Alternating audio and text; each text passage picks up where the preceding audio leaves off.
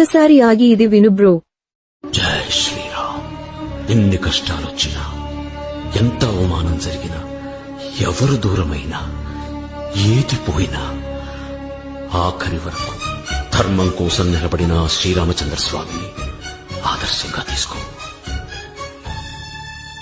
ఎట్టి పరిస్థితుల్లోనూ ధైర్యాన్ని మాత్రం పోగొట్టుకోవద్దు. అదే నీకు దైవం. శతయోజన శతశతయోజన శరధి నియోజన శర పరినందన